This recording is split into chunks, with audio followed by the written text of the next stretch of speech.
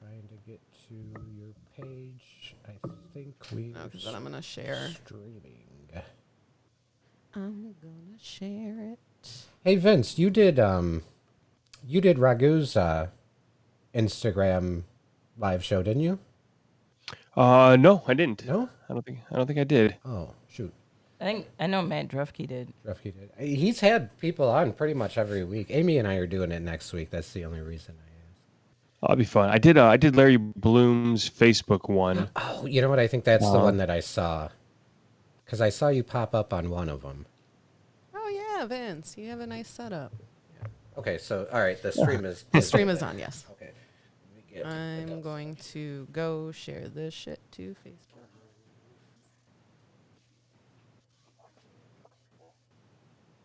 Done delete that or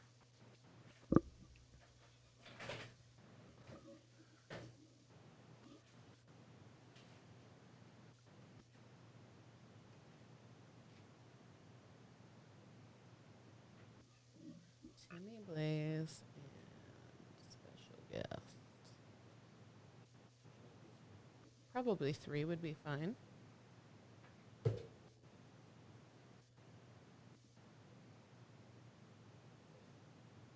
Say something. Say something. Say something.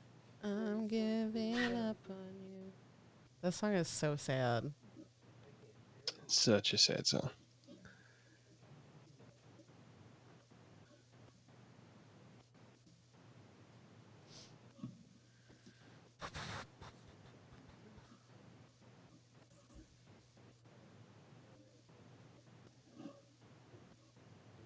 Yeah, that one looks. Oh, now I get to see Vince. Oh yeah. Hey, how are ya? You do get a nice setup there. You get the chair, Nice. the mic, everything. All you're missing is like you need like a stack of books. Yeah.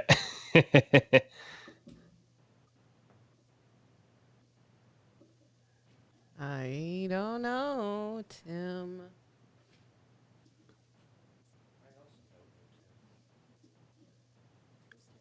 Do we use the chat at all here? In the Twitch stream, yeah. Yeah. Okay. Will that just pop up on my?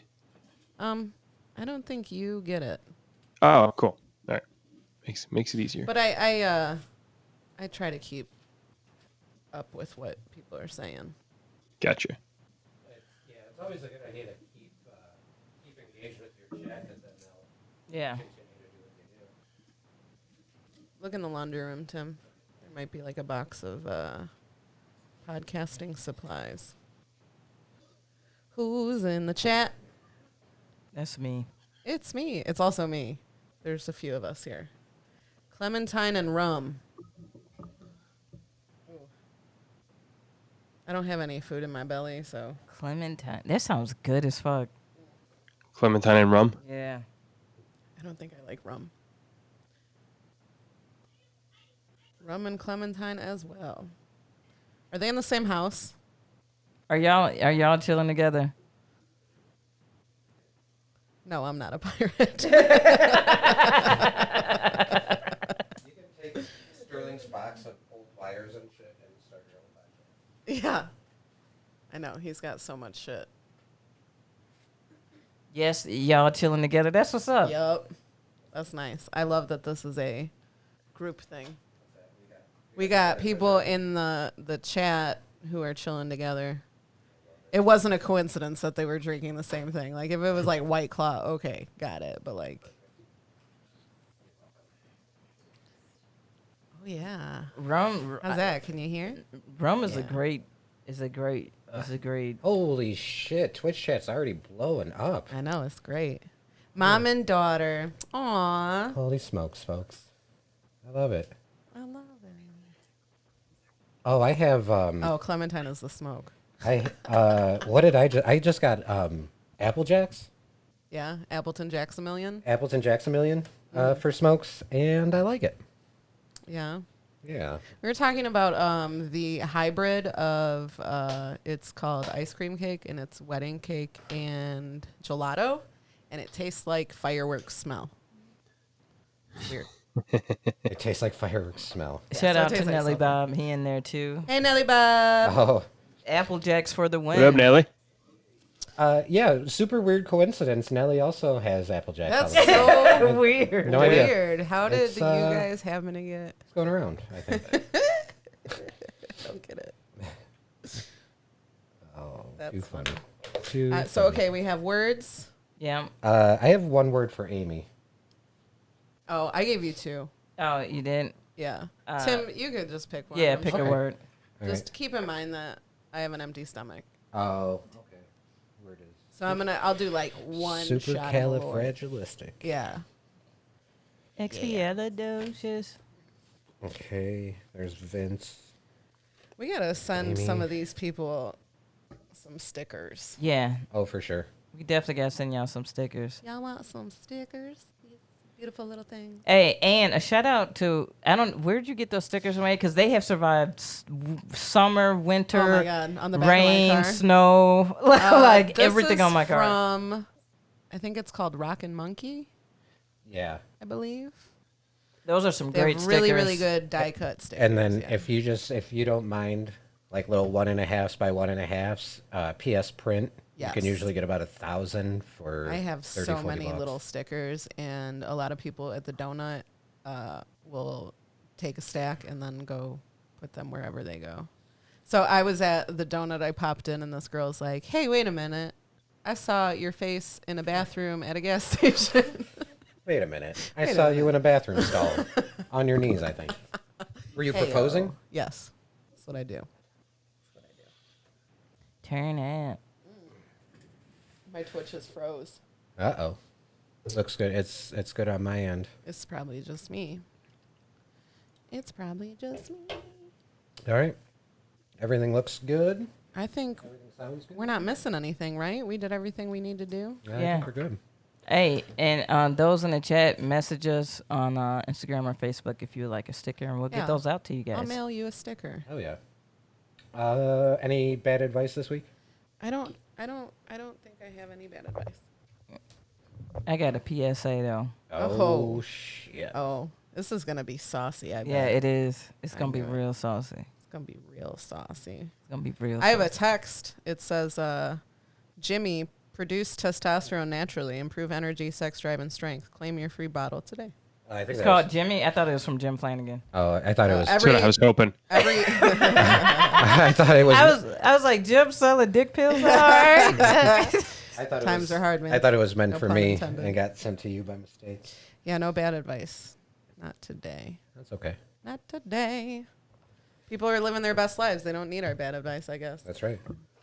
They're like, if only you gave good advice. If only your advice was better. we gave really good advice. Pegging is always good advice. Like, I don't see a problem. No, you guys always give the bad advice, and then at the end, And be then- like, no, right. but for real, like. Well, don't be sometimes a we're giving fucking idiot. advice and we're like, oh no, shit, this is actually really good advice.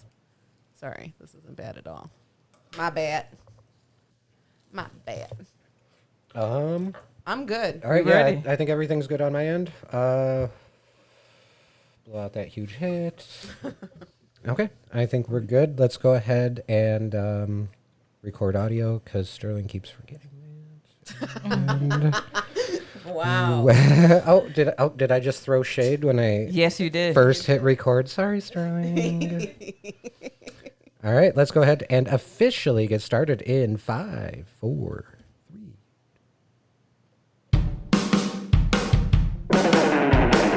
It's time to laugh, 'cause boredom is just torture. But KB and Amy have just what the doctor ordered. Pull up a chair, it's the happy corner. Hey, what is up, everybody? Everybody's feeling good, feeling live.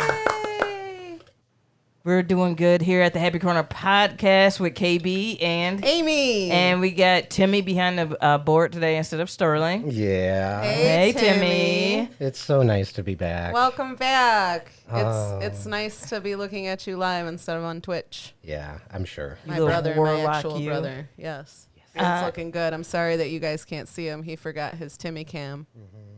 But That's okay. we do have a special guest. with us this afternoon, this beautiful Sunday. We got the hilarious Vince Carone. What is up? Yeah. Hey, what's going on? Thank you Vince. for having me. We finally got you. We just Finally had to were make able to sure sync you up. were. Yeah, It- we had to make we- sure you were staying in one place at one time. We created COVID purely to get get Vince on. Vince on the Happy Corner. So So- take That is that, the Jim. coronavirus. Take that, Jim. Take that, Jim Flanagan. Oh, you guys are so funny. Because I messaged Jim and I was like, hey, we're having Vince on if you wanted to, write in for bad advice. And he's like, no, I don't want to do that to Vince. I don't want to. And I was hoping that he was just saying that sarcastically, but I guess he was being nice. Wow. We'll see what we can do about that. Let's call him. I will say, we do a little thing called the Burbies every year. It's like our holiday party / awards thing, and there are presenters for every category. And Vince and Jim have been presenting. What do you guys present? It's They've presented ours for the last 2 years. it's best social or digital content. Yeah, and I don't do that on accident because I'm the one who books the presenter. But those presentations those are like the highlight. Oh, they're my of the favorite. Burbies They're every my year, favorite. for sure. Yeah, you guys do a really good job. That's like the best part of the Burbies. I mean, I know it's like a huge circle jerk, but like to see what people come up with. And see, it's fun to see the people that just don't give a shit either. Yeah. They just go up there and they're like, so anyway. Yeah, you can tell who prepared. Yeah. I love it. I love it. You guys do a fabulous job. How you been doing, Vince? Like, how's it been going? Things have been good, It's we're on month 3 or 4 of this crazy shit, but I've got 2 little kids in the house with me, throughout this quarantine, and so it's I've been good, but it's been awesome in one aspect. It's been extremely frustrating and challenging in another aspect. Trying to be 5 years old and 2 years old every single day is ready to get back out and explore a little bit. My wife and I are fighting over who gets to go grocery shopping and shit just to get out of the house for even a fraction of time right now. Oh, it's real I when you know. fighting over a grocery store. I Like know. you got. I want to go to the mat. store. Yeah. Fuck. Okay. So that's the point of quarantine we're at right now. Oh man. And I don't think it's gonna. Dude, I've seen so many parents give up. Like I've like dropped off stuff to friends who needed stuff or whatever, and they have kids. And then I see their house and it's just toys everywhere. Oh, like man. they're just like They're just, fuck it. Like they gave a fuck after like month 1, and after that they was like fuck it. Like Well, they were like, oh well, here's a time that we're all together and we can make new routines and Yeah. keep things. And you're trying, like, you went into quarantine with like such an optimistic outlook. Like, I'm gonna change my household. Like, things are gonna be in order, and it lasted like 4 weeks tops. yeah. Before I'm like, I organized so much shit in my house before. Now I'm just like throwing shit in there. I don't even care. I don't even give a shit. Fuck it. Yeah, man. because you realize how much of it you do for yourself and how much of it is just a show for other people. We're Yeah. at a point where it's like, why the fuck would I clean that? Nobody's gonna be over here to see it, and I can live with it. Coming It's no over. problem for me. Right. Nobody can judge me. You're not allowed in my fucking house. Right. Yeah, right. I see on video chat. I'm going to show you the 2 sections of walls that are clean and organized, and you're not going to see the rest of Anytime the my big video shit chat, thing, so. I set that shit up in a way. Yeah, I know I do. Definitely. I have a green screen specifically to put a clean bedroom behind me when I video chat, so it doesn't look like my It's life like is a a main fucking bed. wreck. Yeah, people figured out that green screen real quick. Oh They was my like, God. clean or green screen? Fuck Yep. it. Green screen it. Fuck Where's it. Amazon at? Drop that shit off I go tomorrow. green. Yeah. Well, it's funny because there's other people that didn't figure it out yet either. Like, you're doing some comedy shows on Zoom, and I see people like chilling on their bed, either their headboard in the background, dirty clothes and shit on the floor, and you're like, that's like we were talking about the Burbies. Those are the people that just didn't give a fuck Yep. anymore. They're like, yeah, but if it. my jokes are good enough to withstand the scenery behind me, and you're like, I yeah, would- maybe not. Maybe not. I would be so distracted. 100%. Like anytime distracted. anybody sells shit on like Facebook Marketplace and their house is trashed, I'm like, I ain't buying shit I from ain't there. buying Nothing. I'm from good. No them. doubt. So, and then- I would have respected it more if it was a green screen with a background of a messy room than actually just if it was a choice. Like, the screen falls and it's like a clean room. They're like, oh shit. Oh, sorry about you're like, that. oh, wait, fuck this guy. Like, This yeah, liar. porch pickup only. You ain't coming in my house. It's messy. I get it. I've been good. I've been good with the cleaning. I feel like. To make fun of Uh-oh. I used What the happened? comedy clubs all the time, and then realize how much aesthetics do matter when you're performing. Oh, no doubt. No doubt. Is he good, Tim? We're having technical. Yeah, I think the difficulties. Skype is cutting out a little bit. I think it's good. Yeah, we good? Okay.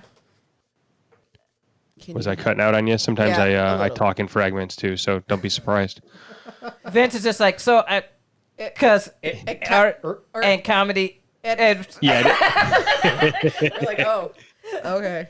Cool. That's how I tell stories. I think he's frozen. No, that's just how he talks. Yeah. He omits every Oh other my word God. for some reason. I'm gonna tell you that's been one of my favorite things to try to do to like, cause when I was working at home, I'm back in the office now, but when I was working at home, I would video chat with some of my coworkers, and I would pause my TV in the background, and I would try to stay as still as possible, and it would take them like 10 minutes. I'm like staring at them like, and then finally they're like, Amy, you froze? And I'm like, no, you dumb bitches. I've been sitting here for 10 fucking minutes. nah, I like on our Zoom calls at work, I feel like Zoom is telling my boss to shut the fuck up. Because around the 40-minute mark of our meeting, every fucking morning, Zoom is like, all right, enough is enough. It started getting glitchy than a motherfucker. Like, You think they just do that to make sure you're like up and moving around? A 40-minute meeting like every day? bruh. Fuck that. I know Zoom is like fuck that because it In gets the- glitchy at the 40-minute In mark. the No 3 fail. months that we were home, I think we had like conference calls maybe 3 times to like check in. Like this is what Now we're you don't have a doing. boss that micromanages. That's what that is. 40 minutes every single day. Fuck that. That's a waste of my time. Word. It's a Word. waste of everybody's time. Yeah. Yeah. Anything productive happen at these?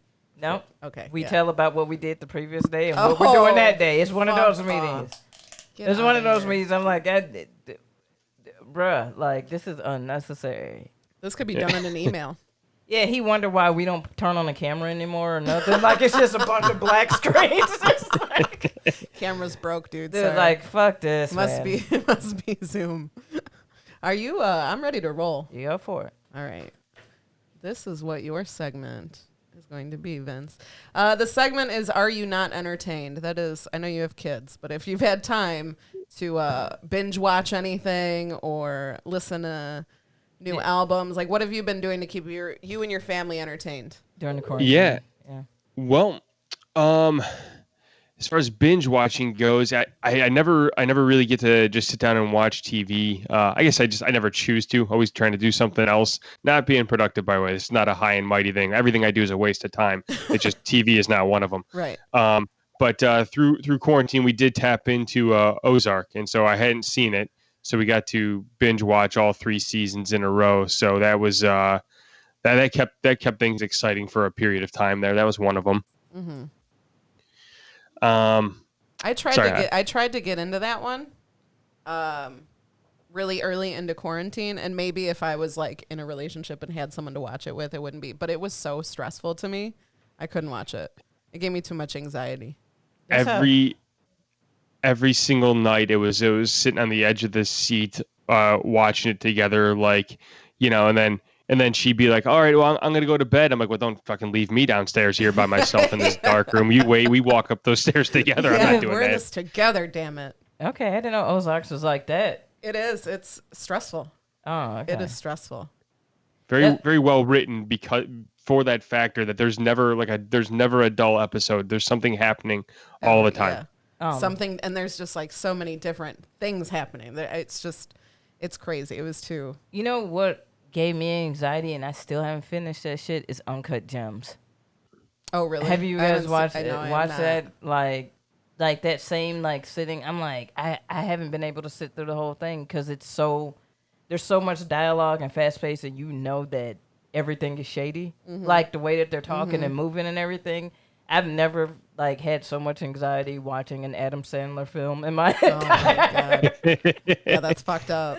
That doesn't happen. That doesn't happen at all. I still haven't finished that fucking movie. There's like certain movies, if it's like too uncomfortable, I won't watch it. Like I hate the Meet the Parents and those movies because it's so uncomfortable. Like I Really? can't, Yeah. I can't watch that shit. Drives me crazy. Uncut Gems. Do you like what you've seen of it so far? Yeah, I've dug what I've seen. I know a lot of people was like, I don't know why they were hyping this bullshit up, and I'm like, all right, you didn't like it, okay? That's like, Yeah, But- I really wanted to see it, and then I heard everybody else kind of going the other way on it, afterwards, and I was like, I'm sure at some point I will. I just haven't gotten around to it. but Yeah, yeah, I need it's to watch it it's too. immediately, the intensity is immediate. It's not drawn out, like you feel it, like from the jump. Adam damn. Sandler's character is already fucked up. Damn. Yeah, Okay. yeah. Is it a long movie? I have a problem with long movies. No, it's not as sleep. long as The fucking Irishman. Okay. Yeah. I didn't even entertain the idea of watching that because I'm like, nope, I'll be asleep in 4 minutes. Yeah, the second somebody gives me a time frame that's too long, I'm out. My wife and I wanted to watch Breaking Bad. Everyone said watch Breaking Bad. We look and it's like, I don't know, whatever it was, 6, 7, 8 seasons, like an hour an episode, 15 episodes. long We did the math time. on that. We're like, fuck that. I'm not even starting that investment at this point. Yeah, Yeah. I'm sure it's a good show. But the thing- I'll just wait- listen to the reviews. When you guys were describing Ozark, that's essentially exactly how I felt about Breaking Bad. And the thing with Breaking Bad is it went 5 seasons, and they ended it like exactly when they should have ended it. They didn't drag it on they too only- long. they did 5 I think it seasons? was Yeah, only 5. seasons. Yeah. Okay. Yeah, That's not too and they bad. finished it. And then the spin-off Better Call Saul with Bob Odenkirk is fucking amazing. I heard it was even almost better than Breaking Bad. Can we all agree that was Timmy's passive aggressive way of telling me there was not 6, 7, 8 seasons? There was only 5. He was like, actually, I will their phrase this defense- correction in the form of an opinion, Vince, but it was 5 seasons, and they were really good. Just so you know. just so you know, Timmy, that was Yep. good. Actually, Vince. You know what though? Like it does that. I get what Vince was saying because people have suggested shows to me, and I'm like, too far in. I'm like, dude, like, I don't have that time. Like by the time that people was like, yo, man, you should be watching Game of Thrones. I'm like, but the whole episode is like a literal hour. Like if you're on Netflix or HBO or Showtime, it's running for 58 minutes, like an actual hour. It's Yeah, not even not TV commercial hour where it's hour. 45 Yeah, minutes. right. Yo, fam, I don't have know. that investment or time, and I really. If I wouldn't have jumped into Game of Thrones like when Game of Thrones was still going on, so I could catch up before like the next season, there is no way that I would be like, oh yeah, I'm gonna sit and watch all those seasons right now. Yeah. You have to catch Yeah. a show like when it's in like the middle of its. Well, and I feel especially Game of Thrones with how notoriously bad the ending was perceived. Like, I don't see why anyone who That's what I did was with on Dexter. was on the fence before would now be like, I you know still- what? Yeah, let's go for it. Like, no, they're gonna be Still like, to Dexter this day was have trash not, I after still season have 4. not Yep. finished it. 100%. I watched Dexter to season 4, and that's it. I'm done after that. I have never seen how it ended. I know how it ended. People have told me, and I'm not interested. yeah, I loved terrible. that show a lot, so I'm not going to ruin it. Yeah, read the books. Books Read are the good. books. Yeah. The books are good. All right, let's roll this die again. KB, that's your segment. That's the ride or die segment. All right, I love this segment.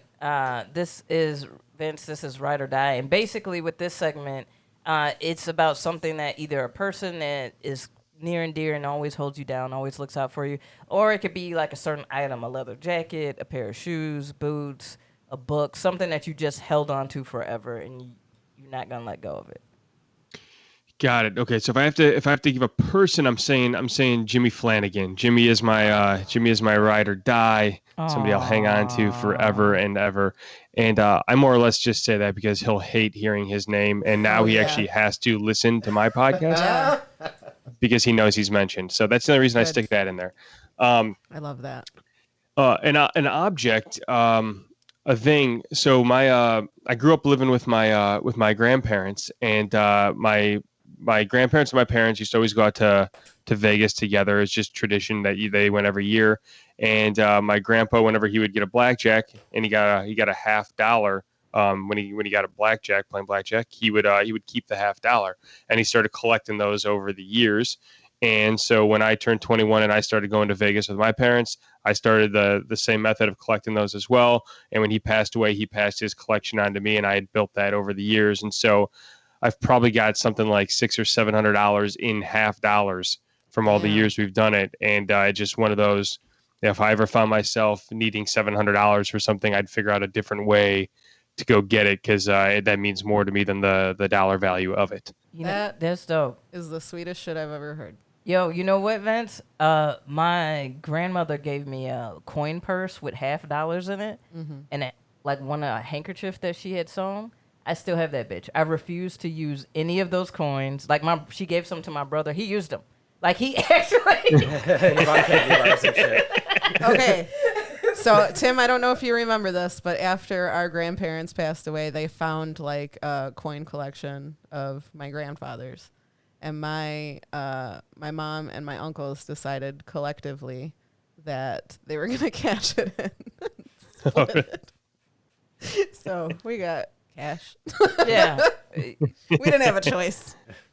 Yeah, she just gave it to me. She gave my grandfather's, when he passed, his watch, like his gold watch. And I was like, oh, I got to hold on to this. So I totally feel you on that. Like just holding on to that and kind of keeping on the tradition and stuff. That's really cool.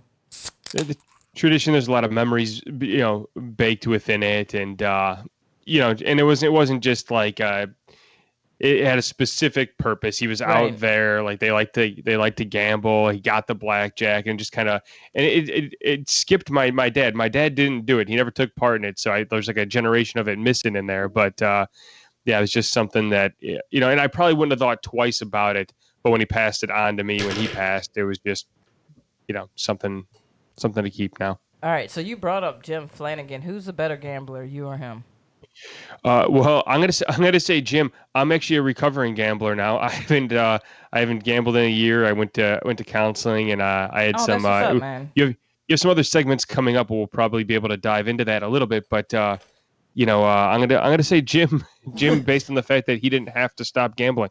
That's fair. That's fair, man. That's a good. What was your game? Like, what did you, or was it like you were one of those, like, I'm playing it all? Like, yeah, I enjoyed it all. Like any form of any type of gambling I liked. If I had to pick my game, it was blackjack was my game.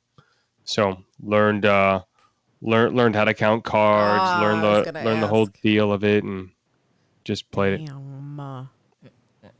we're gonna start like a new Oceans with like it's us trying to get Vince back in the game. Like it's gonna be me, Jim Flanagan, Brian Christopher. Like you know how I feel. Like, and he's just our teacher. it's just one last time. Dude. Vince, if we do this job, we don't have to pull another job ever again. Ever again, man. Come on. You'll be set. Oh, man. That's fucked up, but true. Yeah. Like, that would be a good movie. No, but that's well, congratulations on that, Yeah, Vince. props. Man, that's congrats on that. For real.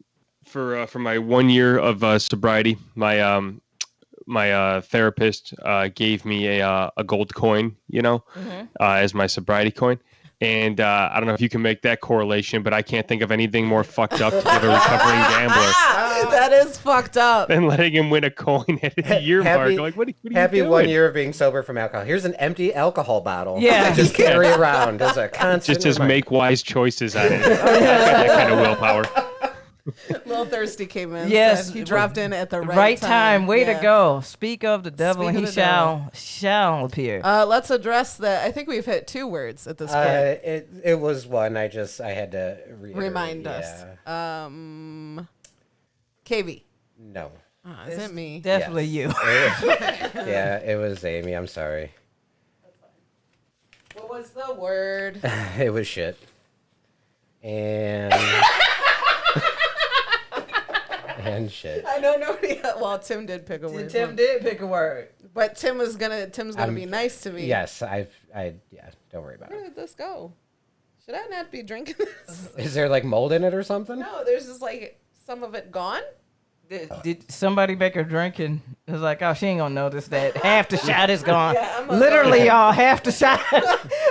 This seal, like now that I think about it, it just like came off. So yeah, it's not even.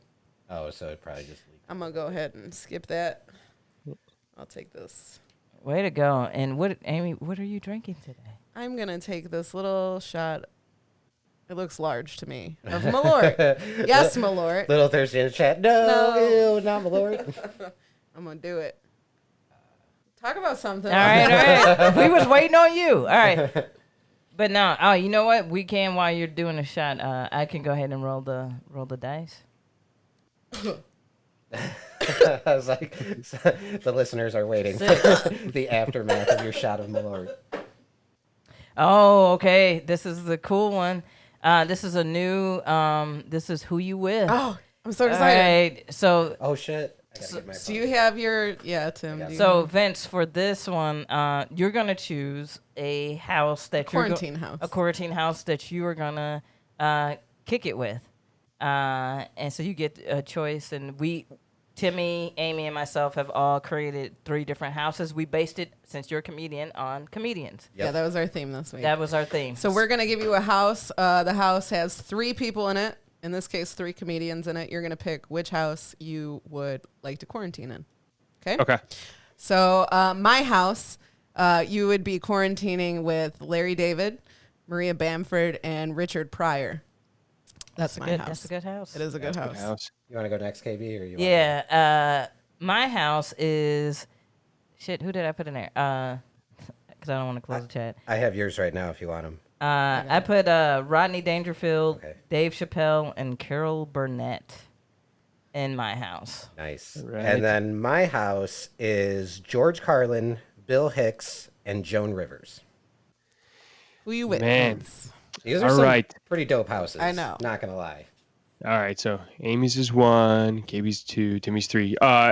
Any guesses as to which one I'd pick before I reveal? Let me look at this list. Do you guys have predictions? Yeah, man, Timmy's got a good house. I'm going to be selfish and say me. Yeah, it might be Timmy's house. KB, what do you think? I mean, my house is pretty dope. Yeah. You're not wrong.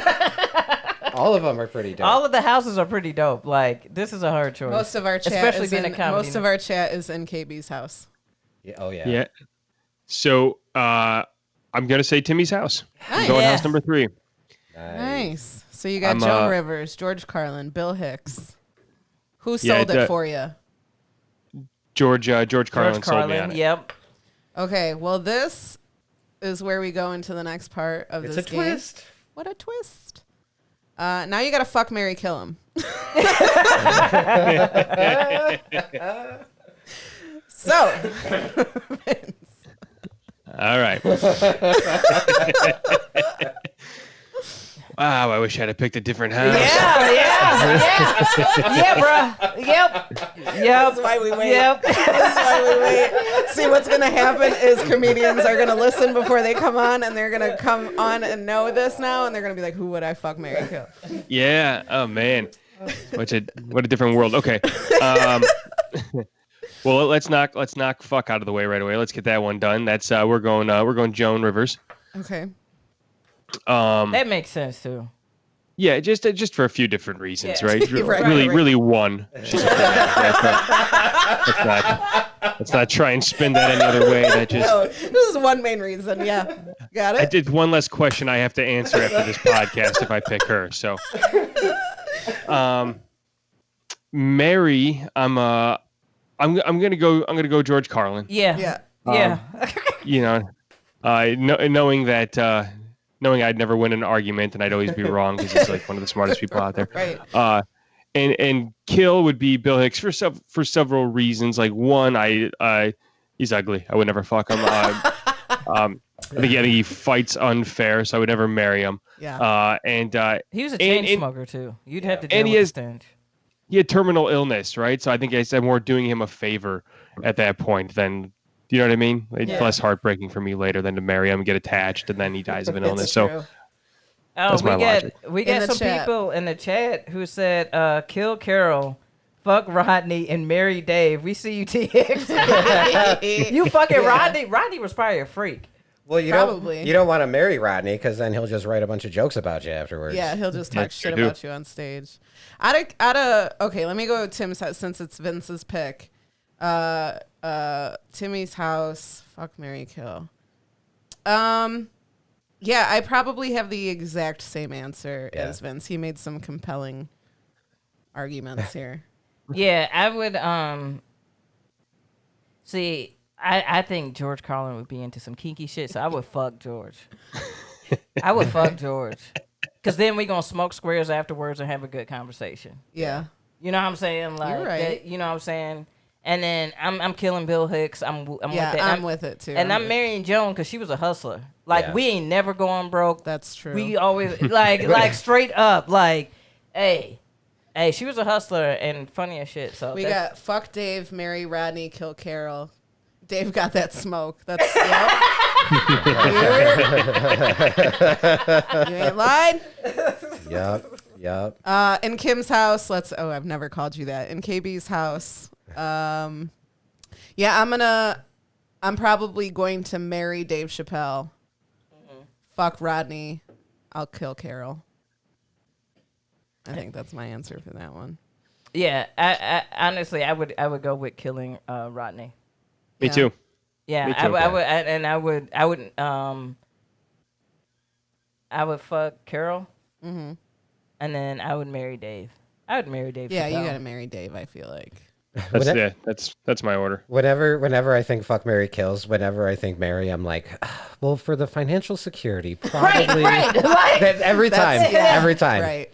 Okay, so my house: Larry David, Maria Bamford, Richard Pryor. I'm fucking Richard Pryor. Okay. I am. Like, that's gonna be a wild ass Oh, who night. are you gonna Yeah. kill? I think I might kill Maria Bamford for financial security. Marry Larry David. I'm mad I gotta kill Maria Bamford though. I love I Maria don't think Bamford. I would. Tim's don't know fucking if I Maria. could. No, Tim's gonna marry Maria Bamford.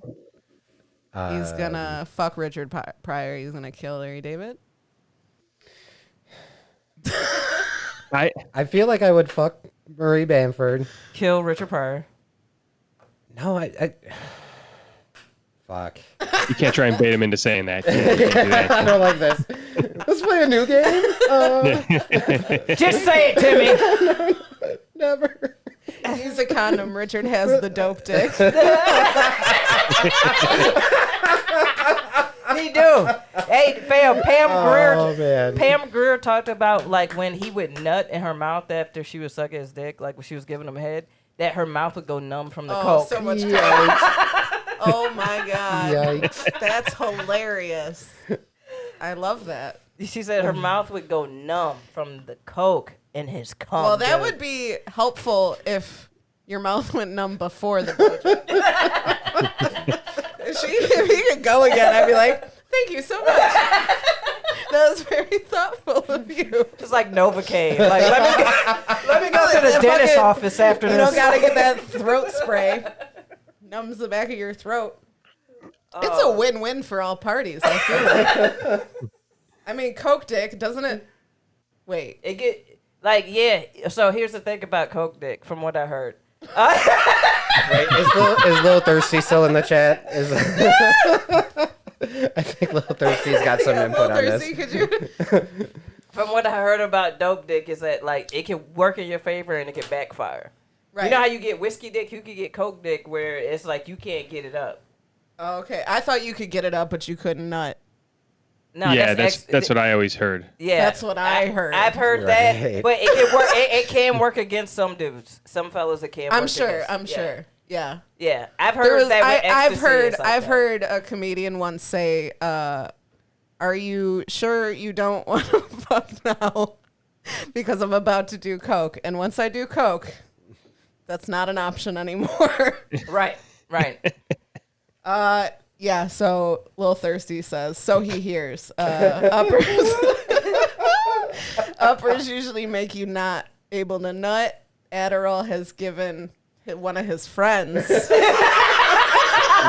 That That is true. Come on, dude. Give me some help. Me help you, little thirsty. Wait, no. But he was low key bragging on his dick. He was like, if I take this upper, I ain't gonna never nut. But I'm gonna be hard as fuck. And as far as you're concerned, that ain't a problem. That's right.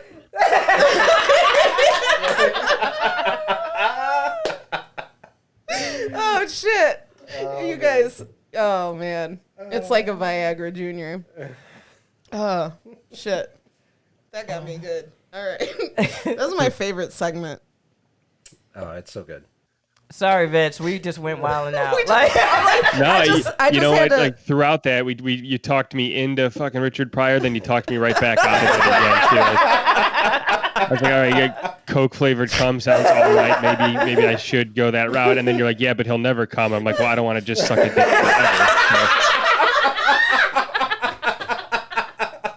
So I was back so out. discouraging. So I'd marry him. That's it. It is so discouraging Yo, to Richard suck a Pryor dick that never never comes. finishes. Oh my god. You're like, what's wrong with this?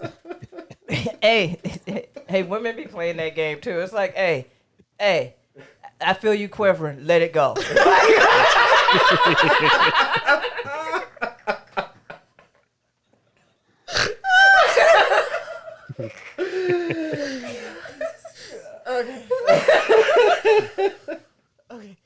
No, because they be playing games too now. I don't know if it's Coke vagina or what, but Little Thursday says, yo, facts. hey, man, playing games like You got that Coke pussy or what? The fuck? what's going on? Oh my god. How do we come back for that? Oh, that's a fun one. All right. Now, we know you're a working comedian, but we've been asking everybody, what are some of your broke hacks? Like, what do you do to save money, cut down costs, little hacks that you've used now in the past to make ends meet or find a way to fix something without using a lot of money? Yeah, it's a tough one for me to answer because I'm a convenience whore. So I spend vigorously. So I it doesn't mean I have a lot of money, but I spend out of my means for convenience. But so the closest thing I probably have to like a hack would be lame, but it's on the road as a comedian, food, like whatever you can do to not have to pay for food. So whether it's whether it's the club providing a meal or whether you go down for the continental breakfast, at the hotel in the morning, make sure you get up for that and then stockpile it so you can have extra stuff for lunch. Mm-hmm. You know what I mean? Stuff like, but it's still, again, even that is just more convenience for me than dollars. It's not really about buying. It's that I don't want to have to leave the hotel to go buy food. So I'll just stockpile of shit. So I got very lame answers here, but That's okay. That's still gonna save our broke ass comedian friends and family of friends, money. Yeah, and you know what about that continental breakfast?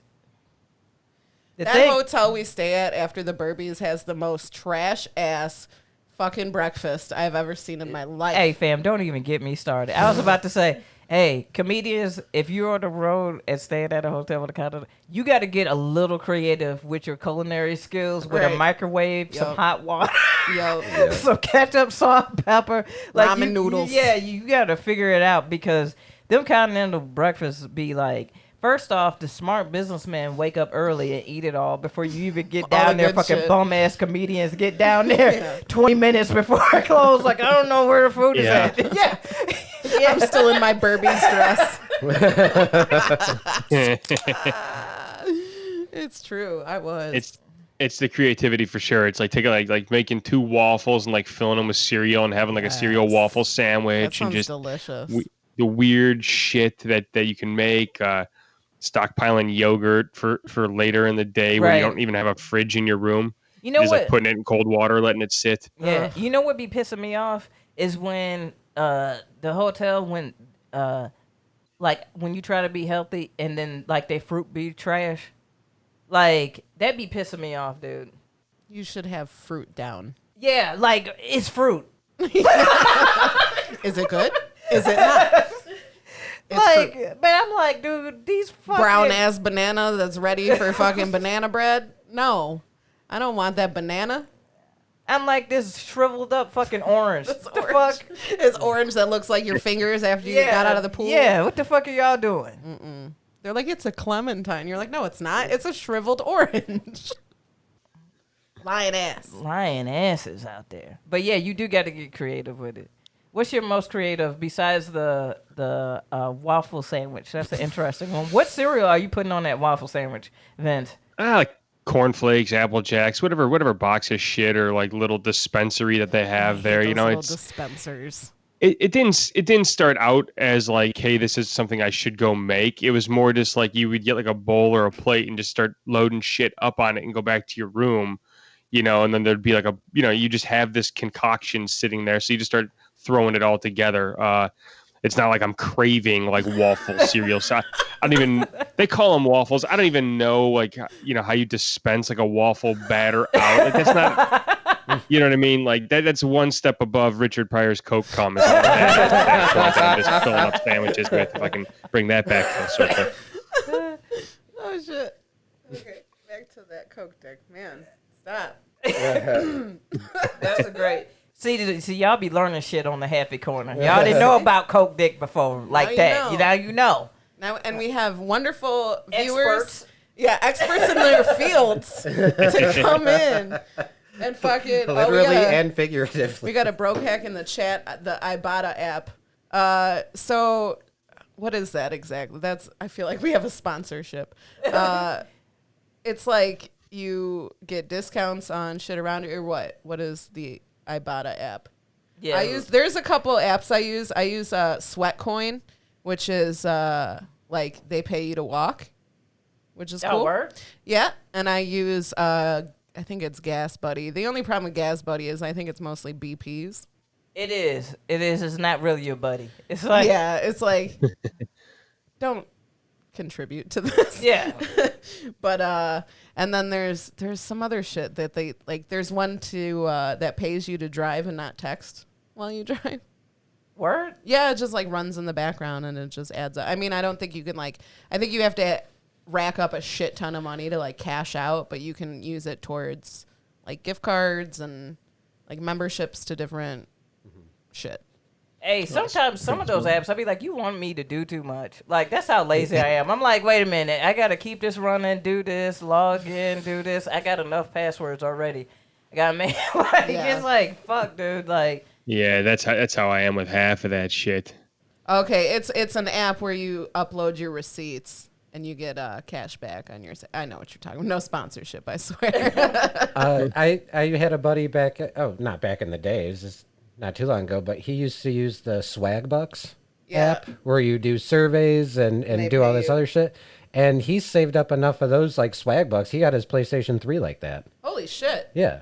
that's a lot of swag bucks. Yeah. So he did that. And then he did another thing where he used to enter sweepstakes all the time. And he got me into doing that. And the first thing, it's like, you won a pair of concert tickets in Texas. And I'm like, oh. Oh, thank Fam, you. Yeah. you know what? You know what is another broke hack that my homegirl Sharice hit me to? We just saw Cherise. And it was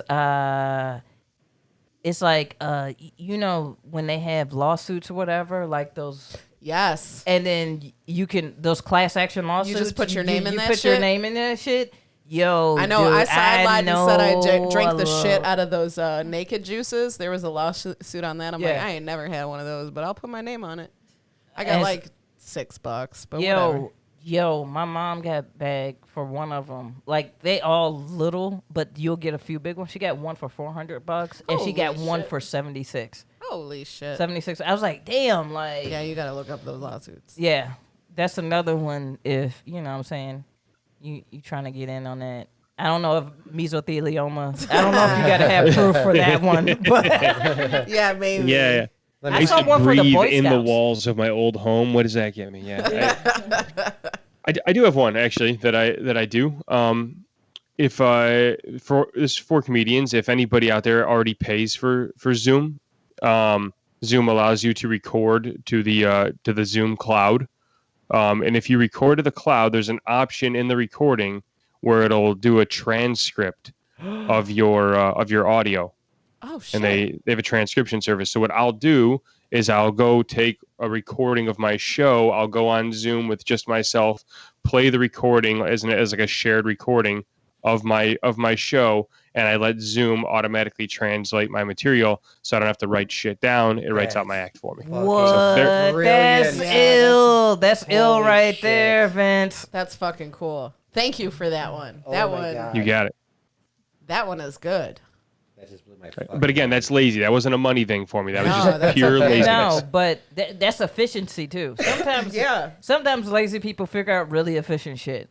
Like if you Yep. had to do shit, you're like, what is a faster, better way to do this? Right. Ask the laziest guy. Yep. Yep. That's Real right. talk. Real talk. That's true. That's true. Yep. I like that one. What? Shout out is- to Kara for that app. Yeah. Hell Appreciate yeah. that. We just landed on a new segment too that was made specifically for, the world on fire and us being on quarantine for so long. The segment is called The First Place I'm Going. So it's the first place, like, where you're craving, where you want to go. Pretend the world is open and everything's okay. And Where do some you people wanna are go? already doing that. Yeah, that's true. That's true. Yeah, if things go back to normal, like I put the thought I'm putting into this one is more realistic too. I'd love to say like Hawaii, but I've never been there, so it's not like coronavirus is keeping me from going. Right. In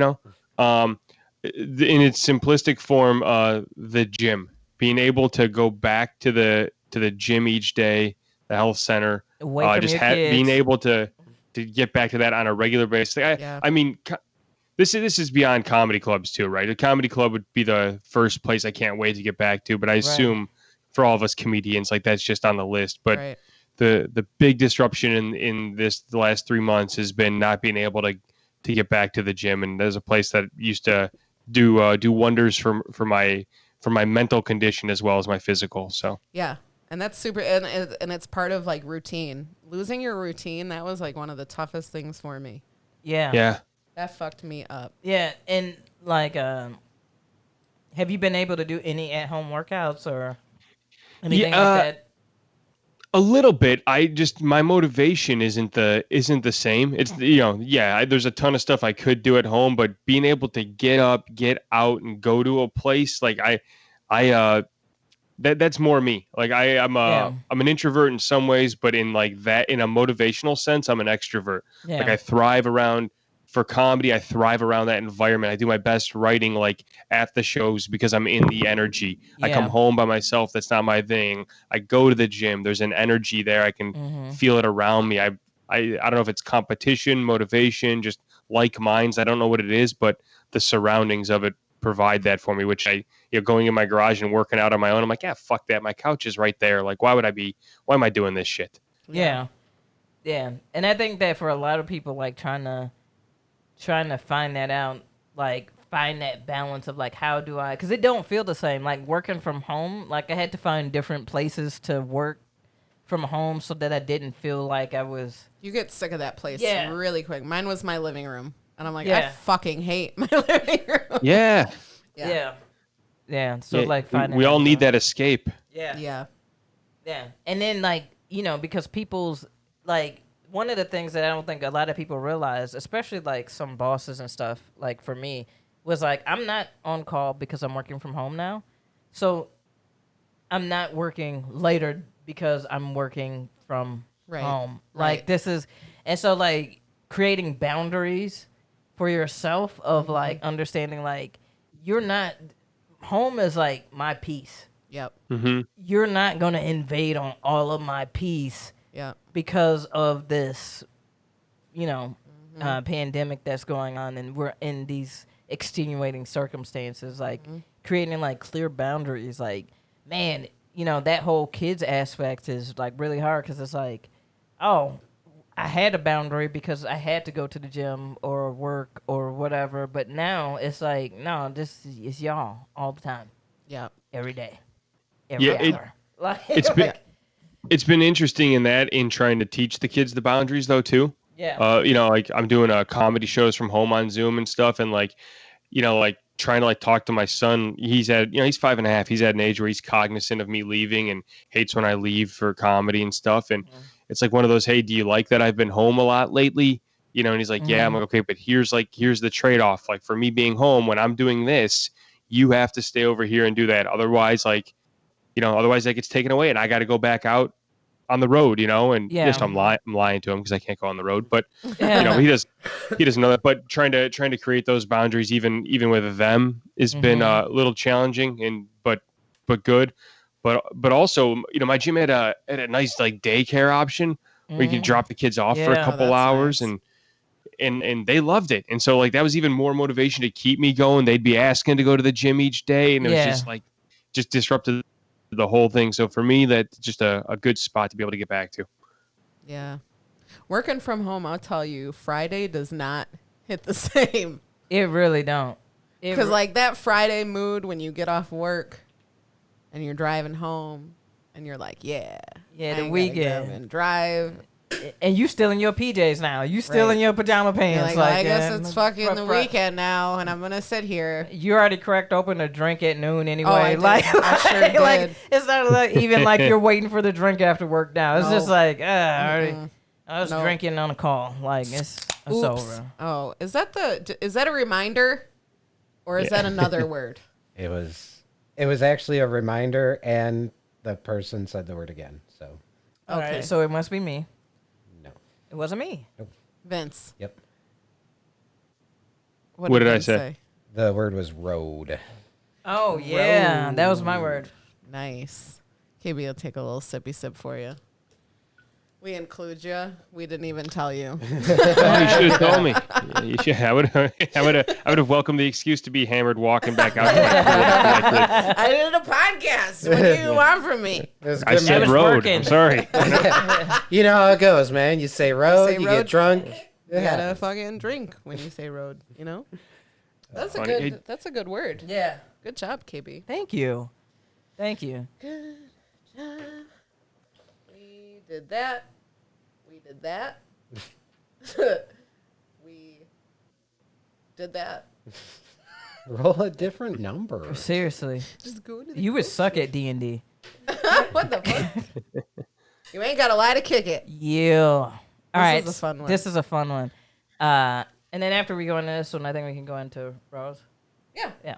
All right. So for You Ain't Got a Lot to Kick It is basically, what is the biggest lie you've ever told, or the biggest lie someone has ever told to you? Got it. So I'm trying to focus on biggest lie I've told. So I'm a gambling addict, so which means that I've lied a ton in my life. And I'm trying to think of anything bigger than I don't know that it was like one specific instance.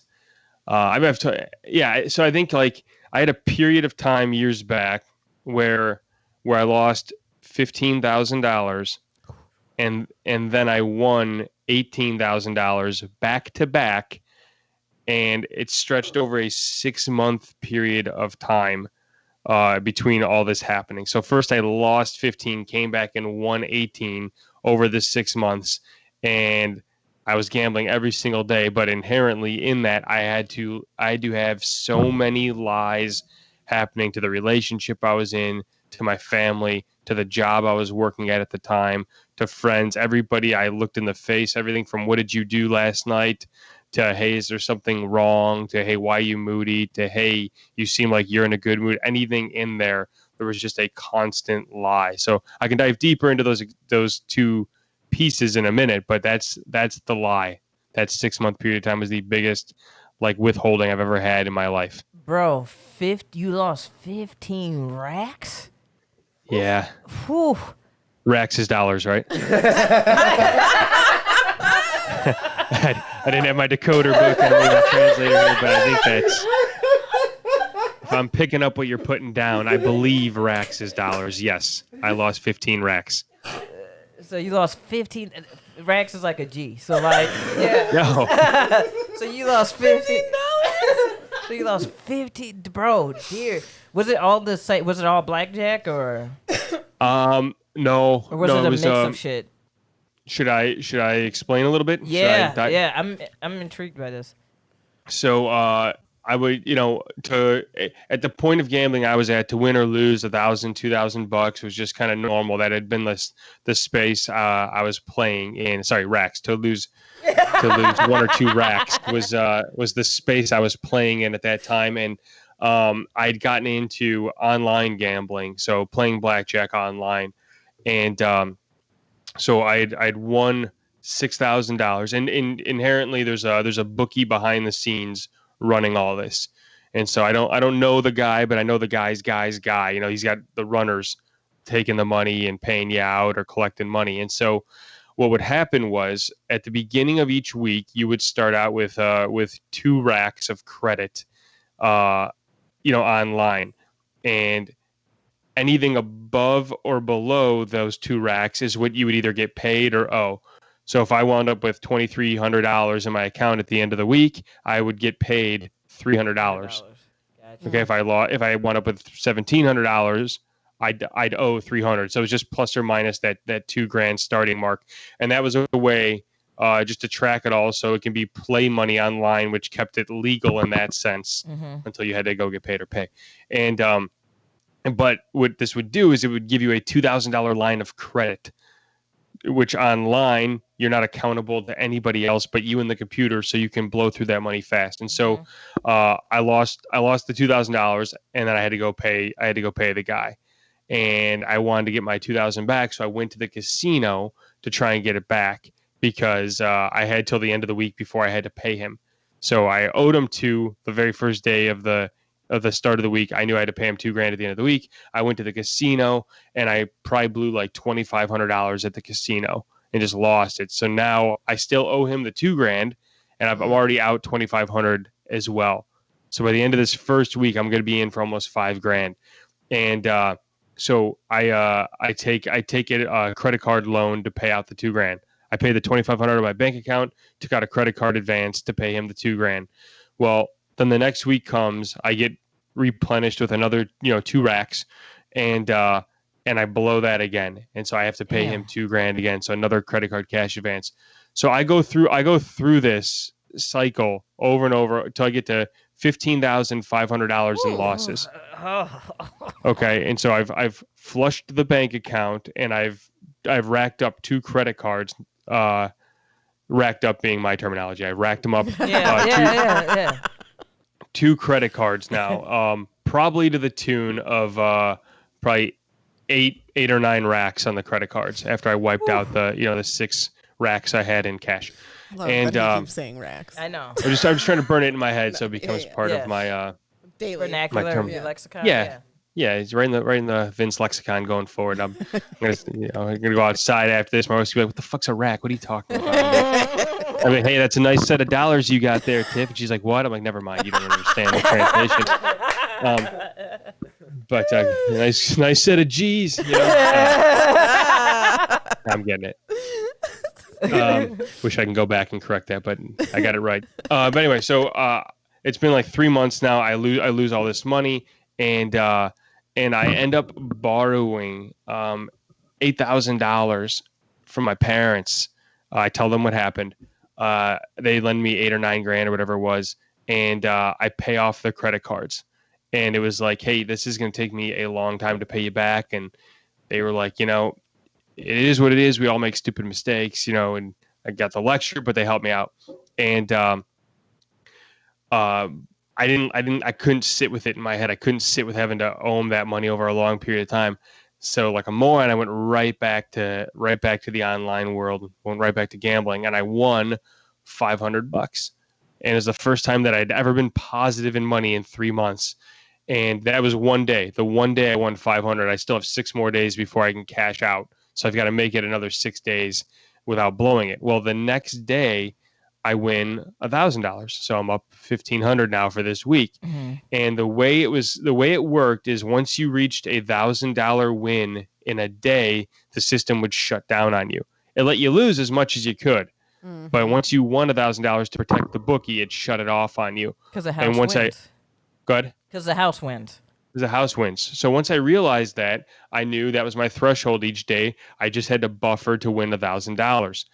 And I'm sorry, it was 2-week pay cycles, not a week. It was every 2 weeks you'd get paid or pay. So I knew that I had 14 days between the next cycle, and I knew like if I can win $1,000 a day, I can get there. And well, I would start early in the morning, and since I actually was up money, I just started like really grinding it out and not playing stupid. I had a shift in my mentality since I was up a little bit of money, and I won $1,000 a day for the next 14 days Whew. of this thing. Damn. But what I also figured out is the trigger only happened once you went over $1,000. So which meant like if I had like $950 up for the day, if I made a $300 bet, I could actually win $1,250 for the day. And so I started like strategically planning that final bet to throw me over to take advantage of the system. And when all the smoke cleared, I won $18,000 that this guy had to pay me. And so I had the money for my parents back, the money that I blew back. I had the cash, the credit cards. I had the whole thing. But now I had to go get paid. And so this guy starts accusing me of cheating. The bookie starts accusing me of cheating. And he says that the system, because by this point I was betting $500 a hand in blackjack. Mm-hmm. And he says that the system should have stopped it at 200. It shouldn't have let me bet more than 200 per hand. That's It your didn't. problem. Yeah. And so, but you have no recourse here. I have to play ball with this guy and be, polite through this scenario because I can't exactly go to the cops and be like, my Right. bookie won't pay me the money I Right. illegally won. Right. I really can't do that. So he was like, well, I'll pay you. I'll go back. I'll pull a report of all your bets and I'll just pay you a maximum of 200 instead of 500 for all those bets. So I was still going to get some money. And I was like, well, you need to go back then and give me back the difference of everything I paid you where I bet more than 200 a hand. Because I was still betting 500 a hand even when I was losing money. Right. Mm-hmm. I was like, so you need to go back and do it. And so he ended up kind of going through the whole system, found out there was something fucked up in the system. And I just had a real talk with him at one point. Like, hey, listen, we both know what we're doing here is not illegal. And it would be a shame that if this whole operation like ended up getting blown up just because of me. Seeing as how I paid you 15 grand, you should have the money You to be should able to have pay the me back. money. Right. What the fuck is you talking about? What's that? No, like I was just saying, like he got the money. What the fuck is he Right. talking about? Right. Like pay out, bro. Like Right, and I'm not the only client. Right, And I exactly. know that. So it's like, you know what? I don't mind actually going to the cops and taking my beating on this because I know I know how this works. They'll sacrifice me to get to you, who's got a lot more at Yeah. stake than I do on this one. So, I ended up. He ended up saying, "Okay, come meet me at this place." And I remember kind of being scared of having to go meet him because I didn't. I used to meet one of his runners. I never had to meet the guy. yeah. Right. And so I had to call up my dad and I had to tell my dad what happened. And I'd be like, Dad, here's where I'm going. I needed my dad to kind of drive somewhere close by and wait. And I said, I'm going to leave the phone on speaker while this guy jumps in my car so you can hear the conversation. We had to just kind of do it all. And the guy came in and it ended up not being a big deal in that regard. He paid me 10 grand that day and said he had to collect from other people to be able to pay me. And so I got 10 grand back right there. And then he had to go. I got fragmented the other $8,000 that he paid me. $2,000 here, or one of my friends owed him $1,500, so he sent me to go collect from my friend. Oh, geez. It just ended up being just this a pyramid monstrous scheme. hassle. Like it's almost like a pyramid scheme. Yeah. Like I gotta get this person to pay this, Right. Yeah. so I can pay you out. Like Yeah, like a Ponzi scheme. Yeah. Like borrow money to No, pay. that's how they do it though. Like you need to collect from these guys to pay these guys, and so and that's why they had the limits supposedly put in place of what you could win or lose, but they didn't have them set up properly. So that whole thing was over a 6-month window. It ended up stretching out.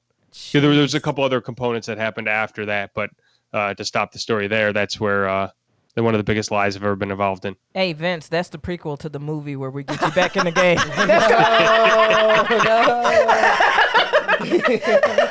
You know what I've been through, KB.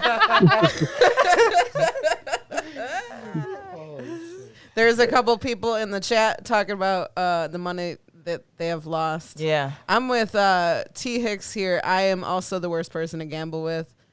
He says she because if I win, I'm leaving. One time I walked into the casino and played 3 quarters in a machine and won 500 and left. I have done the exact same thing. I took that shit right to the dispensary. I am dead serious. Yeah, I'm that game. I will play a stupid little slot, and then because I am terrified of getting addicted to it because it's so easy. Yeah. Yeah, that's you're a good gambler. That's what you should do. Yeah. Mine is I love poker and blackjack. Those are the two, and I'm good at poker. Yeah. I don't play it because I'm good at it. Because I would be sitting at a table like straight up losing bread that I do not have. Like Vince, bread is money. That's like, KB, I'll buy you some bread. It's not a big deal. Just play the game if you What like the kind game. do you know? like? I like wheat.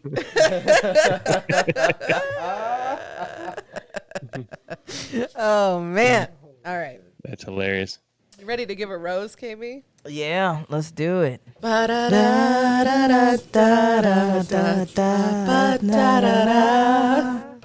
right, so this rose goes out to all the LGBTQ plus community. We are giving out a rose because it's Pride Month. Pride Month. Happy Pride Month, everybody. Hope you are celebrating that as well. Hopefully, everybody enjoyed that. And as we move forward, like with all these protests and everything, and seeing where a lot of things have shaken out with the Supreme Court ruling that, hey, Yep. you this Can't is discriminate. can't someone. discriminate, which was a good hearing, and so we just want to shout out to all of the LGBTQ community that's out there really representing, keep fighting for justice and stuff like that. And one of the things is I'm really also going to shout out the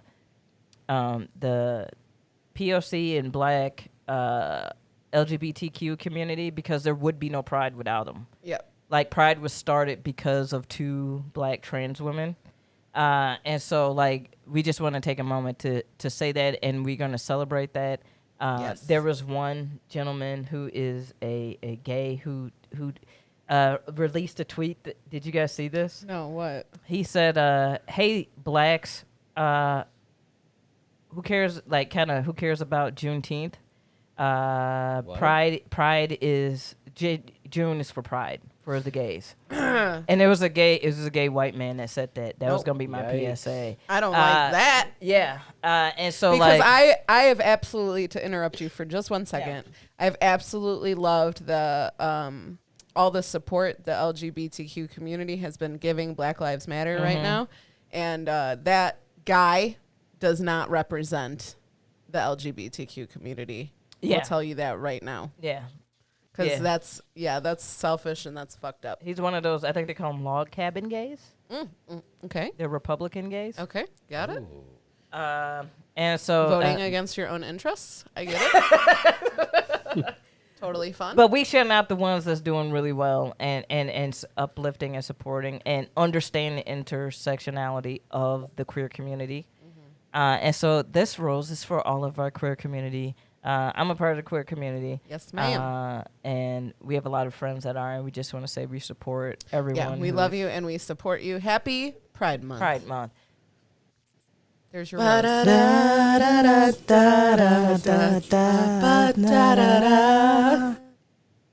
We got lots of happy prides, and Nelly, thank you for the rose. Every 2 weeks, he delivers that beautiful emoji type AOL Instant Messenger rose in our chat, and I appreciate it. And we appreciate y'all celebrating and supporting the LGBTQ community and the Black community and just people of color communities out there. Seriously, like I was telling one of my friends, like Now I was talking to my bro about it, and I was just like, dude, y'all have had it long enough to be bigots and racists. It's over. Yeah. It's done. Be We're done done. with it. Be done with it already. Like It's 2020. like you know what I'm saying? Like let's be over this shit. Like it's like I was telling, like I used to be a teacher, right? And a majority of the kids I taught were some of the most like everybody's like, oh, this new generation, they're brats, they're da da da da da. But one thing I will say is a lot of them think racism is lame as fuck. Like Even, like despite if you, their parents' beliefs. yeah, like Yeah. if you think that making like we've done a really good job for the most part on like young kids and understanding bullying and not being a part of the getting into the indoctrination of that white supremacy bullshit. Mm-hmm.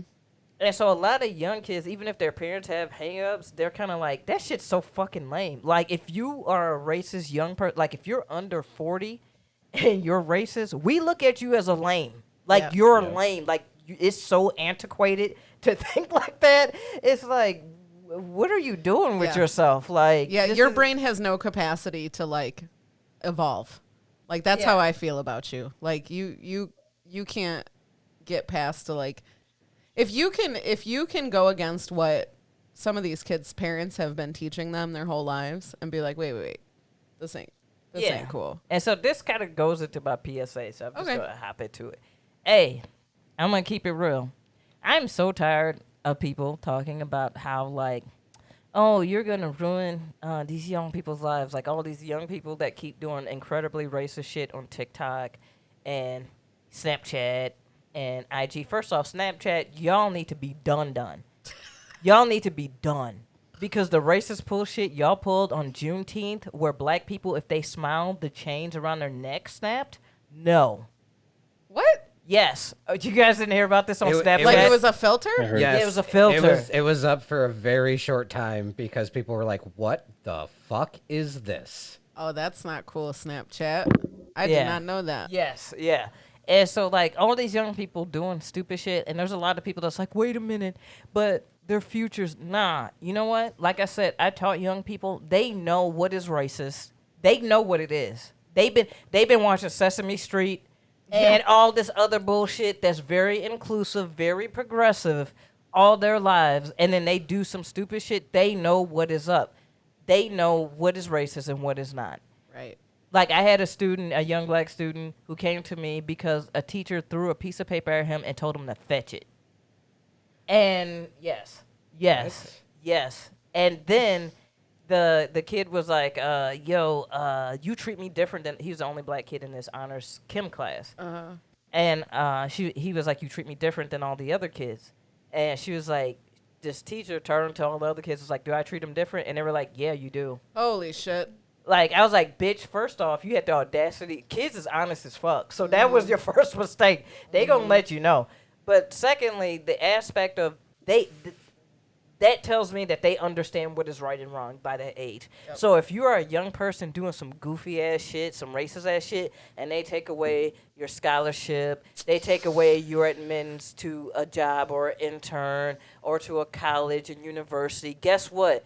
You have a freedom of speech and you have the freedom to say whatever you want, and guess what? They also have the right to give you fucking consequences, Yep. and now you have to deal with it. That is the purpose of freedom of speech. Yup. You're Freedom not of free of speech is consequence. not freedom of consequence And for so- your dumbass actions. And so, like, get with the program, understand that, leave people alone, and, you know what I'm saying, and support the cause of everybody getting to equality, because real talk, if we can all get on board and stop with the racial bullshit and racism and all these systems, then we can really get to the fight that we need to be having, which is against these rich classist fucks who keep trying to hold down everybody. Yep. So that's my whole PSA, man. Stop with the bullshit. Some of y'all acting like, like, this is how I know racism is, like, people are really fed up with the bullshit, because when you get to a point where you're lashing out so aggressively, that's when you know shit is changing. Mm-hmm. Because this is like your last stand of shit. Like, Right. motherfuckers are holding on to the Confederate flag of all things. Like, fam, the Let it Confederate, go. let that shit go. I've been loving all the memes where it's like the Confederacy was for 5 years and fucking uh, uh, what is that? Like Outkast made more albums and lasted longer than that. SpongeBob had 13 seasons. Yeah. Like Come fam, on. let that shit go. Like y'all lost, y'all, and man, there's just so much shit in the world. But for the young people, I'm not even talking to the old meatball biscuit motherfuckers that's just old and stuck in their ways. Fuck them. They gonna be them. But y'all young people being racist, let me clue y'all in. Based on the majority of people, that ain't it, fam. No, That let it ain't go. it. Let it go. Open your mind. Let people educate you. It's a lot of people just not open to getting educated. They're stuck in their ways. They don't want to listen to anything anybody else has to say. They're stuck in their ways. And let me say Stop. this too. When people decide to change, because there are people who used to be racist. We all seen American History X. And they decide to change, allow them to change. Allow people to evolve and change it. Because if we hold people like, oh, well, we don't know if that's genuine or not. Well, you don't, but allow for that progress to happen. Because a lot of times what happens is sometimes that we get to a point of we get really self-righteous and won't allow people to evolve and change. And we hold on to who they were 20 years ago. Yes, and hold it against them. Hold it against them, and they not like that now. Right. We can't do that. We have to. They're doing lead exactly what we want them to to do. So we have to lead with like empathy, but keep that fire, keep protesting on that good shit. Some of y'all older white people, I've been seeing y'all getting your ass whooped online. I'm not the first for violence, but you know what? Some of y'all don't get it unless you get your ass whooped. Mm-hmm. So be it. Stop calling people, telling them to go back to Mexico or go back to Africa. No. Stop saying the N-word, you know what I'm saying, all that type of shit. Hey, you wouldn't be getting cocked at 7-Eleven if you shut the fuck up. and keep it moving. Because I done seen a lot of this old white lady told this black girl, nigger, nigger, nigger, and she got her ass whooped in the convenience store. Why did you think that was a good idea? Why? Because they holding, Privilege. this is the last little bit they holding on to. That's all they got. It's having two little kids, you realize just how much racism is not inherent and it's deliberate. It's taught. You're not born with it, and just nothing's even more reminding of that than watching your two little kids just fully accepting of everybody and full of love and just human beings and not even a question or a second thought or a second look on anything. And you see that and you go, for that purity and innocence alone, you strive to be a better person and make changes in your own prejudices in your own mind, or any form of it at all that's in your own head. You're going, enough of that shit, because I don't want to even pass an ounce of that onto them by accident after seeing how pure and innocent they are. Yeah. And like these people, people that's out here wilding, I'm like, you sitting up here embarrassing your family, your friends, you losing your job. Was it worth it? No. Was it fucking worth it to carry that amount of hatred and bullshit over the color of somebody's skin? Yeah, over shit that nobody can control. That is the dumbest shit I've That's how I know it's indoctrination, but it's their last grasp at something. Mm-hmm. Like, their white skin is all they have. They ain't rich. They ain't smart. They don't have a lot of money. They don't have a lot of assets. They don't have a great job. They don't have a lot of them. And I'm not saying all of them, because there's racists that are wealthy. But a lot of them, they just hold on to that because that's all they have. Yep. When I see, like, poor and working class whites who are racist, I'm like, damn, they really got y'all asses. Like, they got, because you broke and you live right in the midst. You bump into other people more than those wealthy people that want you to be racist like that do. Mm-hmm. You know what I'm saying? So, like, you out there fighting for some shit that really is not even benefiting you. You know? Like, it's just, so that's my PSA. All y'all young motherfuckers, y'all lames, if you are adhering to this racist bullshit, and every consequence that you have, talking about, oh, there goes my future, you the fuck right. Because if you were a black kid and you fuck up, You know what I'm saying? I know so many young black people that were charged as adults at 14, 15, 16 years old, and they lost their future at 15, 16 over some bullshit. Over some bullshit. And now we supposed to look at these young white kids and be like, oh, we're their kids. Fuck them. Yeah. Fuck agree. them. I don't give a fuck. You chose to do that dumb shit. You thought it was cute. You thought nobody was going to call you out on it. Well, here's the consequences. Now you know. Now you know. Because black and brown kids have been dealing with some heavy-ass consequences their entire fucking life, and nobody has ever once said, hey, they're kids, maybe we shouldn't. Let's not fuck up their future. Let's not fuck Yeah. up their future. Yeah, that's a problem. So that's my PSA. And that's all I got to say About that. about that. Period. Point blank. Done. That was a good. I haven't heard a. I knew it was gonna be saucy. I knew it. No, because some of these kids got me fucked up. No, I agree. I agree. No, you're not just going. Like, how are you 13 doing blackface? Like, how you. Stop. Like you didn't learn all this other history, but you learned blackface. Like, how the fuck did you? Texas need to stop writing our textbooks. Not only that, some of those blackface videos that I saw were from Woodridge, Illinois. Just to give you a heads up. Beautiful. Yikes. Good job, Woodridge. So yeah. Now we're gonna go into our next segment, and this is our favorite segment because it's the happy corner. Right. Word. So Vince, we want to know. What makes you happy. What makes me happy? Yes. Well, my family for sure. You know, that's become the safe happy space for me, the retreat from the other chaos in the world. You know, I've got a really amazing wife who keeps me grounded. She doesn't put up with my shit. You know, and yeah, she stopped finding me funny a long time ago, so I can't even like charm my way out of shit. So she keeps me level set, you know, helps me realize you're not as funny as you think you are, you know. I've got a 5.5-year-old son who's just super cool and super smart, but very smart mouth. So he challenges my wit and keeps me, keeps a good banter going. I look forward to as the years go on, being able to bring him on the road with me and have some really cool times. My daughter challenges my energy, just a 2.5-year-old full of energy and just couldn't be happier when she sees me. So if I come out of my office, you know, she'll go, "Daddy, done with work?" Or if I walk in the door, "Daddy's home," comes running up to me, and just all those things combined, you know, 5.5 years ago, life was different.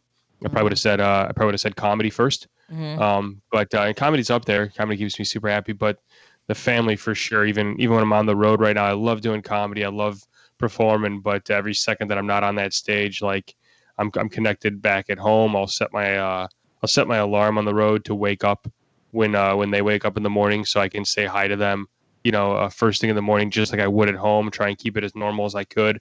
So it's just it's become a real good happy spot for me over the years. That's dope, man. That's really good dope. answer. Yeah. Just really quick though, pre-COVID, how frequently were you on the road, Vince? I tried to. I mean, I try and get on stage every week. So even if I'm home, like I'm still gone sometimes, you know. But on the road, 2 weeks a month at least, I was gone. You know, we always try to do like 2 weeks out, 2 weeks back home is what I tried to do. But you know, practice for the divorce. You know, but you know, with comedy, you don't always get to plan that deliberate. Like it's more of an average than the actual. So it might be this whole month I'm gone all 4 weeks, and next month I'm home all 4. Like you know, and this year was really really busy. So the work just stacked up. So I was gone probably like 8 or 9 out of the first 12 weeks of the year right before this hit, and I was planning on being home for the next 3 months anyway. Oh, good. So it kind of hit at the right spot of it, but yeah, so it's tough.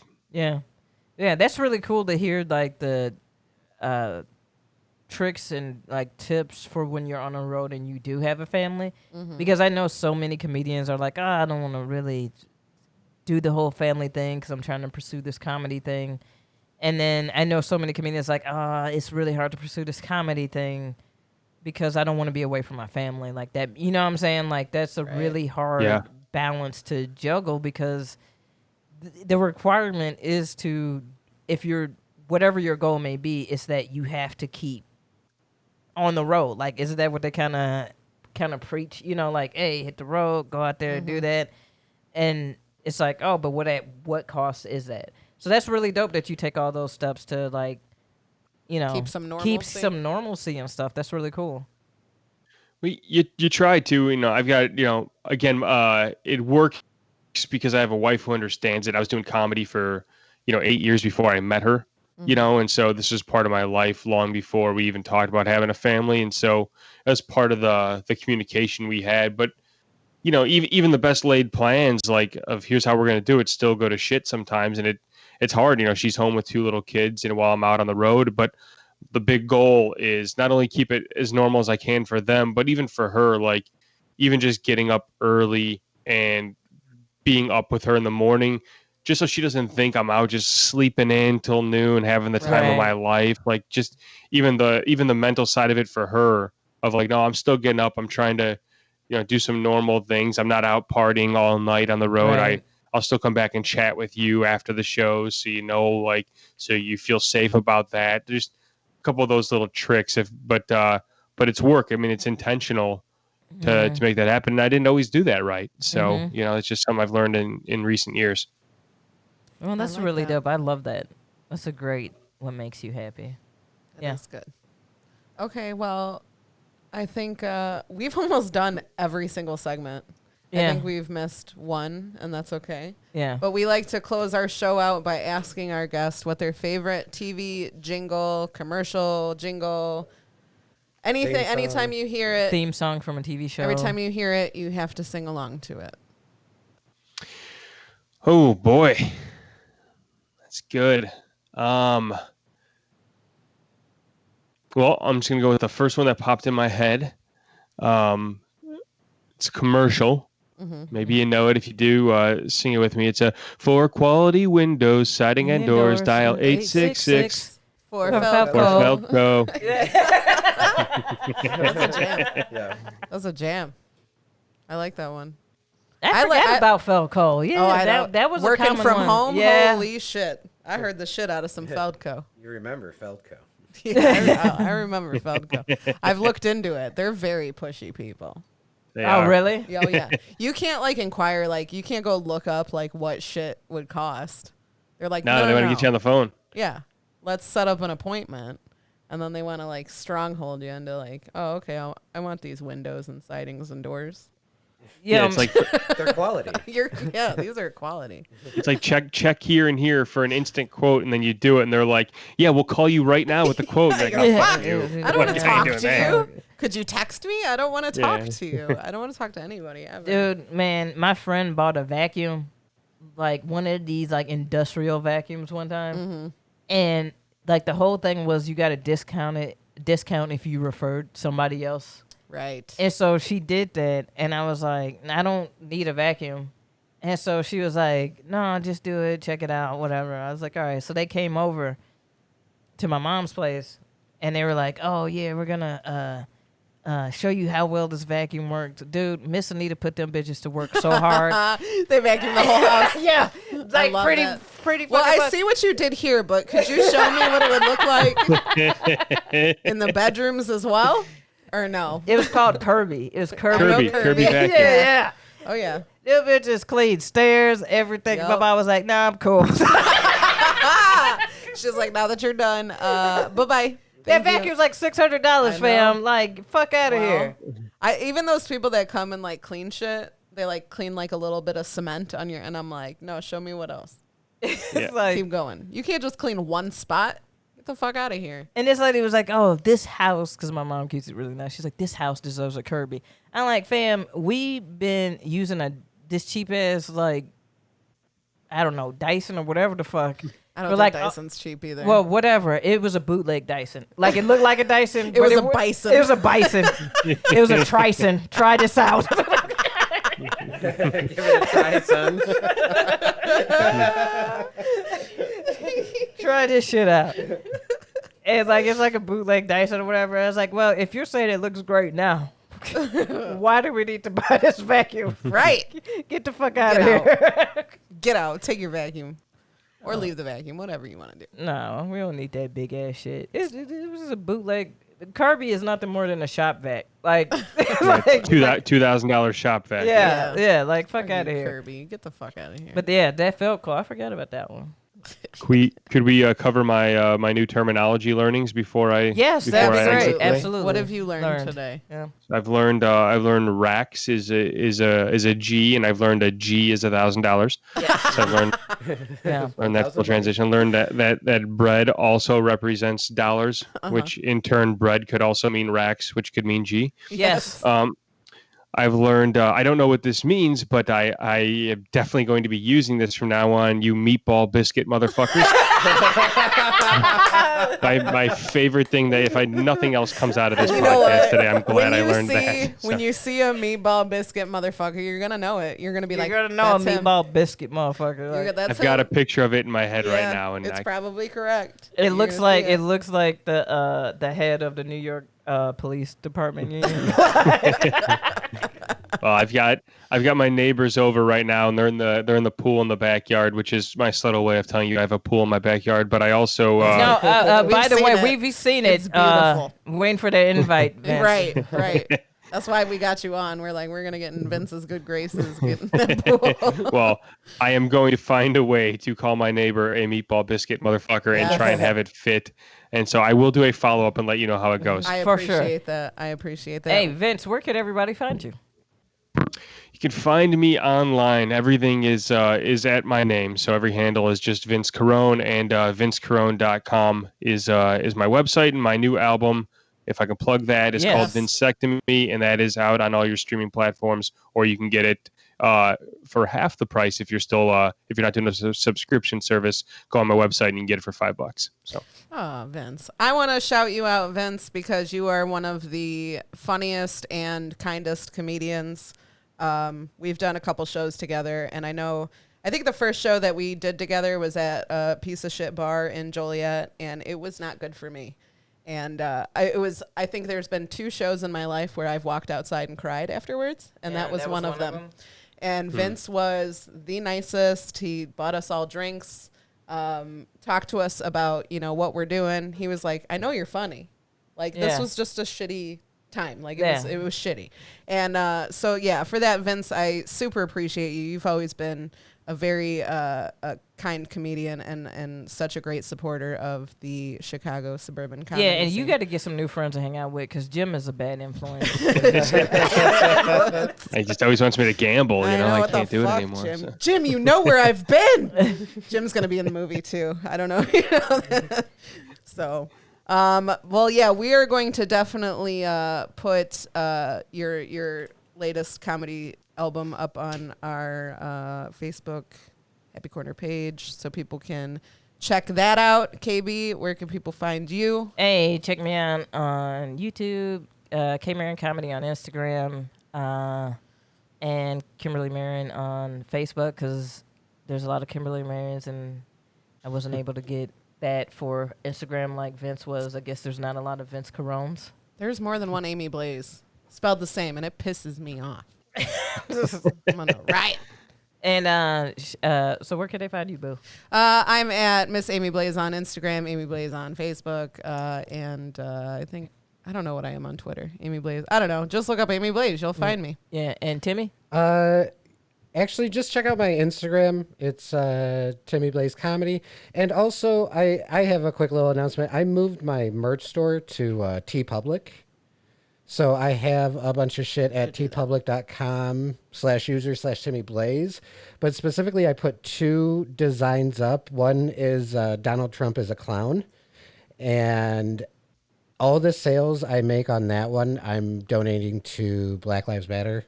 And then there's another one that's the same design but with a rainbow border, and those ones are all getting donated to LGBT.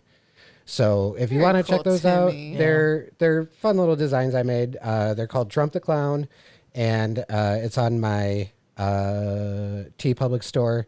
And yeah, I got some other shit on there too if you want to. Tim has been doing what, like $5, $10 $10 logos, yeah. that are really fucking cool. So if you want one of those, hit him up for that. It's 10 fucking bucks. They're fucking awesome. I owe you an email still, Tim. Yeah, I know. No worries. No worries. I know. Damn, I know Timmy you has did. checked Vince multiple no, times that was throughout this fucking. That was not what I. Yeah, was just yeah, saying, sure, like, Tim. I'm aware. I know. That's No, the- I that's- wanted to email you, but I was watching all 12 seasons of Breaking Bad. Right. so- Right. No, I get it. You're on the edge of your seat. Yeah, You're super stressed. Tim is enforcing the 48 laws of power right there. Just, Tim's back, and he's back. Harder than ever. shout out to our producer Sterling Condre. Thank you to Chris Bongat for our theme song. Make sure you Christopher Horn for our logo. Make sure you follow the Happy Corner podcast on Facebook. Make sure you subscribe on YouTube and follow on Twitch. Thank you guys, everybody that's been listening. Please share, tell your friends to tune in every other Sunday. My bad. Tuesday. I'm thinking about See you Mojo's. next. I know. I get it. Uh, Hit us up if you want a sticker. Limited. Yes, hit us up if you want a sticker. Message us on Instagram or Facebook. Thank you guys all. Spread the word and have a great one. Bye. Bye. Thank you, guys.